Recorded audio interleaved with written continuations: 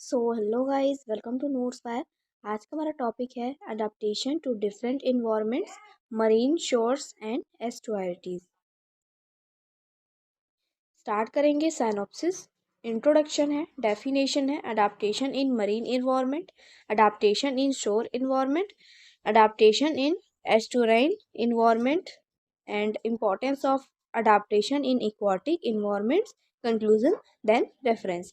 देख लेंगे। स्टार्ट करेंगे इंट्रोडक्शन से।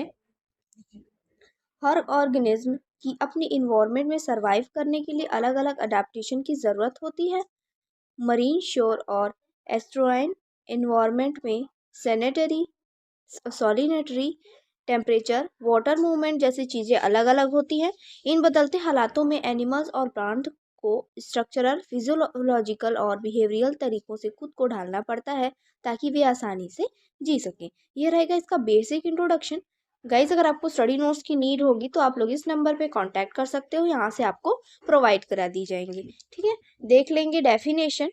Adaptation are the changes in an organism structure, function or behavior that helps it survive and reproduce in its environment। यानी कि अनुकूलन वे परिवर्तन होते हैं जो किसी जीव के शरीर, कार्यप्रणाली या व्यवहार में होते हैं और उसे अपने पर्यावरण में जीवित रहने और प्रजनन करने में सहायता करते हैं। ठीक है, यह है डेफिनेशन अडाप्टेशन का।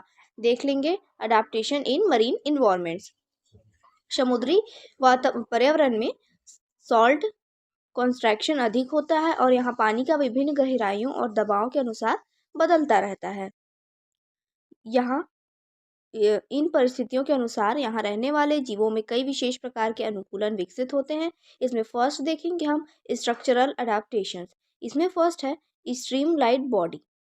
मछलियों और डॉल्फिन्स का शरीर जलधारा के साथ कम घर्षण उत्पन्न करता है जिससे वे आसानी से तैर सकती हैं। सेकेंड है गिल्स फॉर ब्रीथिंग। मछलियाँ अपने गिल्स के माध्यम से पानी में घुली हुई ऑक्सीजन को ग्रहण कर सकती हैं। नेक्स्ट है फैट लेयर। व्हेल और सील के शरीर में एक मोटी चर्बी की परत होती है जो उन्हें ठंडी समुद्री जल में गर्मी बनाए रखने में मदद करती है। नेक्स्ट है फ्लोटिंग मैकेनिज्म। कुछ मछलियों के पास स्विम ब्लैडर होता है जिससे वे पानी में अपनी गहराई को नियंत्रित कर सकती हैं। सेकंड देखेंगे हम फिजियोलॉजिकल अडेप्टेशन में। फर्स्ट है सॉल्ट बैलेंस। समुद्री मछलियां अपने शरीर से अधिक सॉल्ट को बाहर निकालने की क्षमता रखती हैं ताकि उनके शरीर में पानी की मात्रा संतुलित बनी रहे। सेकंड है डीप सी अडेप्टेशन। गहरे समुद्र में रहने वाले जीवों बायो ल्यूमिनेसेंस यानी अपने शरीर से रोशनी पैदा करने की क्षमता होती है जिससे वे अंधेरे में शिकार को आकर्षित कर सकते हैं। थर्ड है लॉन्ग डाइव्स। व्हेल और सील जैसे समुद्री स्तनधारी अपने खून में अधिक मात्रा में ऑक्सीजन संग्रह कर सकते हैं जिससे वे लंबे समय तक पानी के भीतर रह सकते हैं। थर्ड है बिहेवियरल अडेप्टेशन। इसमें फर्स्ट देखेंगे माइग्रेशन। कुछ समुद्री जीव जैसे व्हेल और कछुए हजार साल सॉरी हर साल हजारों किलोमीटर की यात्रा तय करते हैं ताकि वे प्रजनन और भोजन के लिए अनुकूलन स्थान पर पहुंच सकें। सेकंड है कैमोफ्लेज। ऑक्टोपस अपने शरीर का रंग बदलने की क्षमता रखता है जिससे वे अपने शिकारी से बच सकता है और शिकार को पकड़ने में सफल हो जाता है। थर्ड है ग्रुप स्विमिंग। छोटी मछलियां झुंड में तैरती हैं ताकि वे बड़े शिकारी जीवों से सुरक्षा प्राप्त कर सके और आसानी से बचाव कर सके। नेक्स्ट देखेंगे हम अडाप्टेशन इन शोर इन्वायरमेंट। शोर का वातावरण अत्यधिक चुनौतीपूर्ण होता है क्योंकि यहाँ ज्वार भाटा, लहरें और तापमान में लगातार बदलाव होते रहते हैं। यहाँ के जीवों को समय समय पर पानी और हवा दोनों का सामना करना पड़ता है, इसलिए उनके शरीर में विशेष प्रकार के अनुकूलन विकसित होते हैं।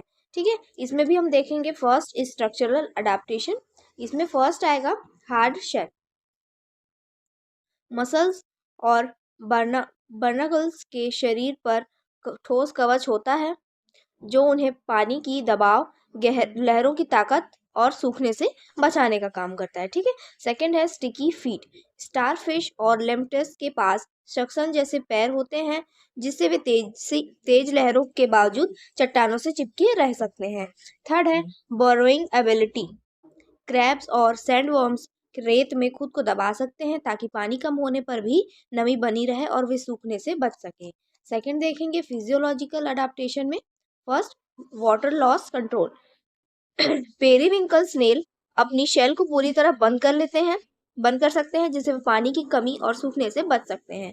सेकेंड है सॉल्ट टॉलरेंस। मैंग्रोव पौधे अपने पत्तों या जड़ों के माध्यम से अतिरिक्त नमक को बाहर निकाल सकते हैं ताकि वह समुद्री पानी में जीवित रह सकें। थर्ड है टाइडल रिदम्स। कई जीव जैसे केकड़े अपने भोजन करने और चलने की गतिविधियों को हाई टाइड और लो टाइड के अनुसार एडजस्ट कर लेते हैं। नेक्स्ट हम देखेंगे बिहेवियरल अडेप्टेशन में फर्स्ट हाइडिंग इन रॉक्स। जब पानी कम होता है तो ऑक्टोपस, क्रैब्स और अन्य जीव चट्टानों के बीच छिप जाते हैं, जिससे वे सूखने और शिकारियों से बच सकते हैं। सेकेंड है क्लस्टर फॉर्मेशन। मसल्स और बार्नाकल्स आपस में झुंड बनाकर रहते हैं ताकि वे नमी बनाए रख सकें और सूखने से बच सकें। नेक्स्ट है मूविंग विद द टाइड। कुछ जीव जैसे स्नेल्स और केकड़े ज्वार भाटा के अनुसार अपनी स्थिति बदलते रहते हैं ताकि वे हमेशा पानी में बने रह सकें और सूखने से बच सकें। नेक्स्ट हम देखेंगे अडाप्टेशंस इन एस्टुराइन इन्वायरमेंट। एस्टुराइज वे क्षेत्र होते हैं जहां नदी का मीठा पानी समुद्र के खारे पानी से मिलता है। इस वातावरण में पानी की सैलिनिटी बार बार बदलती रहती है, इसलिए यहाँ के जीवों में विशेष प्रकार के अनुकूलन विकसित होते हैं ताकि वे इन बदलावों को सहन कर सके। इसमें फर्स्ट देखेंगे हम स्ट्रक्चरल अडाप्टेशन में स्पेशल रूट्स। मैंग्रोव पौधे और पेनोटोमोफोरस पाई जाती है। एक मिनट, ठीक है। मैंग्रोव पौधों में स्लिट रूट्स और पेनेटोमॉस पाई जाती हैं, जो दलदली जमीनों में खड़े रहने और ऑक्सीजन प्राप्त करने में इनकी मदद करती है। ठीक है, इस प्रकार के स्पेशल रूट्स में पाए जाते हैं। सेकेंड है मड ड्वेलिंग स्ट्रक्चर्स। केकड़ों और घोंघों के पैर इस तरह से विकसित होते हैं कि वे कीचड़ में आसानी से चल सकते हैं और डूबने से बच सकते हैं। थर्ड है फिल्टर फीडिंग मैकेनिज्म। ऑयस्टर और क्लैम्स के पास फिल्टर फीडिंग सिस्टम होता है, जिससे वे पानी में से पोषक तत्व छानकर अपना भोजन प्राप्त कर सकते हैं। नेक्स्ट देखेंगे फिजियोलॉजिकल अडाप्टेशंस में फर्स्ट सॉल्ट रेगुलेशन। कुछ मछलियां और केकड़े अपने शरीर में सॉल्ट लेवल एडजस्ट कर सकते हैं, जिससे वे बदलते हुए खारेपन को सहन कर सकते हैं। सेकेंड देखेंगे ऑक्सीजन अडाप्टेशन। कुछ जीव जैसे लंगवर्म्स कीचड़ में मौजूद ऑक्सीजन को सीधे अवशोषित कर सकते हैं, जिससे वे पानी की कमी होने पर भी जीवित रह सकते हैं। नेक्स्ट है टॉलरेंस एग्स एंड लार्वा। कई मुहाने जीवों के अंडे और लार्वा अलग अलग सैलिनिटी को सहन करने के लिए विकसित होते हैं, जिससे वे अस्थिर वातावरण में जीवित रह सकते हैं। ठीक है। नेक्स्ट देखेंगे बिहेवियरल अडाप्टेशन में फर्स्ट टाइडियल माइग्रेशन। कुछ मछलियां और अन्य जीव ज्वार भाटा के अनुसार अपनी जगह बदलते रहते हैं ताकि वे हमेशा पानी में रह सकें। नेक्स्ट है बोरोइंग। केकड़े और कीचड़ की कीड़े मिट्टी में खुद को दबा लेते हैं, जिससे वे पानी कम होने पर भी नमी बनाए रख सकें और सूखने से बच सकें। नेक्स्ट है फ्लोटिंग सीड्स। मैंग्रोव के बीज पानी में तैरते हैं, जिससे वे सही स्थान पर जाकर उग सकें और बेहतर वातावरण में विकसित हो सकें। देख लेंगे next importance of adaptation in aquatic environment. Aquatic environments में रहने वाले जीवों को सैलिनिटी, तापमान, पानी का दबाव, ऑक्सीजन की उपलब्धता और अन्य चुनौतियों का सामना करना पड़ता है। इन परिस्थितियों से निपटने के लिए उनके शरीर और व्यवहार में अनुकूलन विकसित होते हैं। इसमें इसके निम्नलिखित महत्व हैं। फर्स्ट है एक्सट्रीम कंडीशंस सर्वाइवल। जल में रहने वाले जीवों को बदलते तापमान, ऑक्सीजन की कमी और गहराई के दबाव से बचने के लिए विशेष अनुकूलन विकसित करने पड़ते हैं, जिससे वे हैश कंडीशंस में भी जीवित रह सकते हैं। सेकेंड देखेंगे एनर्जी एफिशिएंसी। ये अनुकूलन जीवों को कम ऊर्जा खर्च करके तैरने, भोजन प्राप्त करने और शिकारियों से बचने में सहायता करते हैं, जिससे वे अपनी ऊर्जा का सही उपयोग कर पाते हैं। थर्ड है बायोडायवर्सिटी मेंटेनेंस। जल पर्यावरण में विभिन्न प्रकार के अनुकूलन नए प्रजातियों के विकास में सहायक होते हैं, जिससे जैव विविधता बनी रहती है और विभिन्न पारिस्थितिक तंत्र संतुलित रहते हैं। नेक्स्ट है फूड चेन सपोर्ट। हर जलीय जीव अपने अनुकूलन के आधार पर भोजन प्राप्त करता है, जिससे संपूर्ण एक्वाटिक फूड चेन और इकोसिस्टम का संतुलन बना रहता है और सभी जीवों को पोषण मिलता रहता है। नेक्स्ट देखेंगे क्लाइमेट चेंज रेजिलेंस।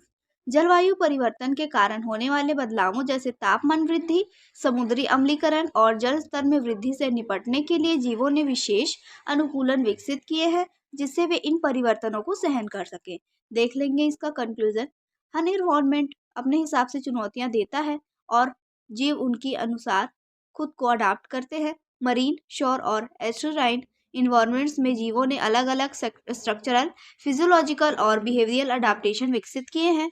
यही अडाप्टेशन उन्हें न सिर्फ जीवित रहने में बल्कि अपनी आबादी को बनाए रखने में भी मदद करते हैं, जिससे पूरा इकोसिस्टम संतुलित रहता है।